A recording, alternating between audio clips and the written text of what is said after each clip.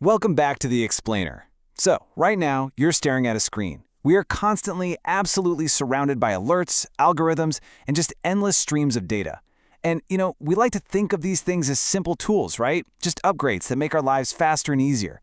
But what if we've completely misunderstood what this technology is actually doing to our minds? I want you to ask yourself a seemingly simple question. What actually happens when a new technology enters a society? Think about that smartphone in your pocket. When it was first introduced, did it just add a little bit of convenience to your existing world, or did it fundamentally rewrite the rules of how you live, how you think, and even how you define truth? To figure that out, we're diving into the foundational work of media critic Neil Postman, specifically his truly groundbreaking book, Technopoly. Postman's provocative thesis is basically this: our culture hasn't just adopted new tools, we've actually surrendered to them. We live in a technopoly, a society that literally deifies technology, finds its ultimate satisfaction in technology, and takes its orders from technology. So let's unpack exactly what he means by that and what we might be losing in the process. Okay, let's dive into this. Here is our roadmap for today. 1. Media as an ecosystem. 2. The Great Information Glut. 3. How TV redefines truth. 4. Computers and human intelligence. And 5. The loving resistance fighter. All right, starting with Section 1, Media as an ecosystem. To really grasp what technology does to us, we have to stop thinking of our media as just isolated tools. Postman uses a brilliant concept here called media ecology.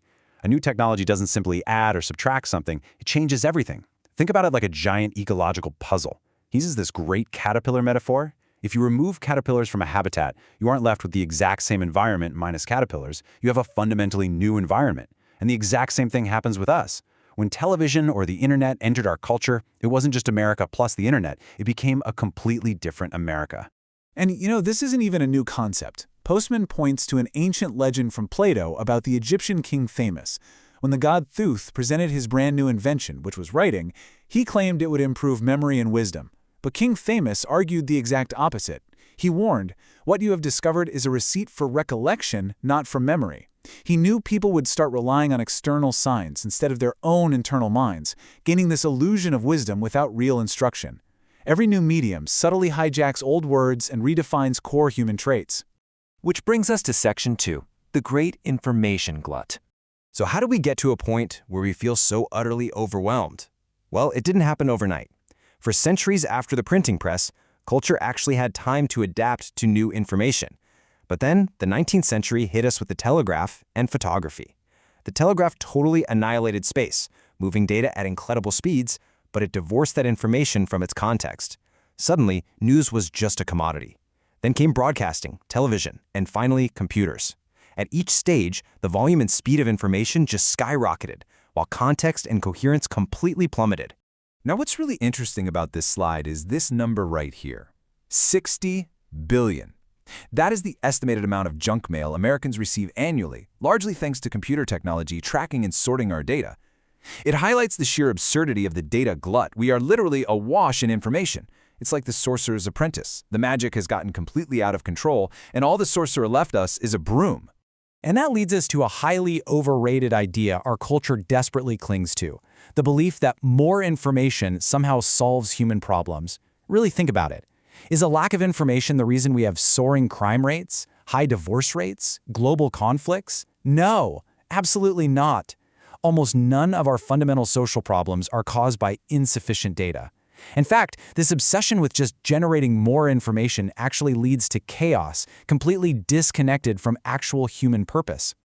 Moving on to Section 3, How TV Redefines Truth. Under the old ecology of the printed word, truth was strongly associated with context, history, logic, and a sense of detachment. Reading actually requires you to follow an argument sequentially. But the new truth, dictated by television, it's entirely different. It values ratings, imagery, intimacy, and instant gratification. Television speaks in pictures, not complex propositions. Therefore, what we accept as true drastically shifts from what is logically sound to what is visually compelling. And this brilliantly illustrates how truth essentially becomes a game of ratings. TV acts as this endless weekly plebiscite where producers must cater to the numbers rather than traditional standards of logic or artistic integrity. If a news program doesn't get high ratings, well, it's just deemed irrelevant. To keep our attention, TV continuously cannibalizes our most profound cultural symbols, completely draining them of meaning just to sell us products. It turns serious political and social discourse into an imagery-driven popularity contest. Next up is Section 4, Computers and Human Intelligence. If television reshaped our definition of truth, the computer is actively reshaping our definition of ourselves. The central issue here is a really dangerous reductionism. The traditional human metaphor recognizes us as biological creatures fully capable of nuance and creating meaning. But the machine metaphor redefines human beings as mere information processors. We literally start saying things like, "I need to reprogram myself," or "my brain is hardwired." We totally forget that a machine can calculate, but it can never, ever actually understand or feel. You see, Technopoly loves machinery and numbers because they eliminate ambiguity. Take IQ tests. They claim to measure human intelligence, but they actually just reify a single quantitative score, completely ignoring the vast complexities of the human mind. Or consider the Haggith machine. This was a real device that claimed to measure truthfulness via voice stress, just giving a green light for truth, red for a lie. Or opinion polls. They encapsulate incredible human nuance into a binary, approve or disapprove checkbox. It's the total absurdity of trying to measure the human soul with standardized numbers. So the crucial point is captured right here. The computer calculates. Notice the grammar there. Postman points out what psychologist Stanley Milgram called the agentic shift. We transfer responsibility from ourselves to an abstract machine. When a bank teller says, "I'm sorry, I can't help you, the computers are down," human responsibility is entirely erased. The machine just becomes this impersonal authority that we aren't even allowed to question. The whole ideology of computers falsely implies that machines can truly understand our problems. It places the absolute highest value on technical speed, totally ignoring substance, and it deflects institutional accountability. As Postman so perfectly notes, if the printing press was the gunpowder of the mind, the computer is the talcum powder of the mind. It smooths over all the glaring flaws of our massive bureaucracies without actually fixing any of the underlying human problems. And finally, Section 5, the loving resistance fighter. So, if we are caught in the grip of this technopoly, how do we actually retain our humanity? Well, Postman argues we must become loving resistance fighters. First, maintain an epistemological and psychic distance from technology. Don't just blindly accept every new app or device as an unalloyed good. Second, recognize that technology is not natural. It is a human invention with profound trade-offs. And third, scrutinize the hidden agendas of your tools. Remember, to a man with a grade sheet, everything looks like a number. We have to actively refuse to surrender our complex humanity to simplistic machines. Which leaves us with one vital question to ponder.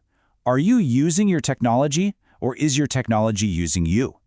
When you open your phone or accept a computerized decision without question, who is really in charge of the ecology of your mind?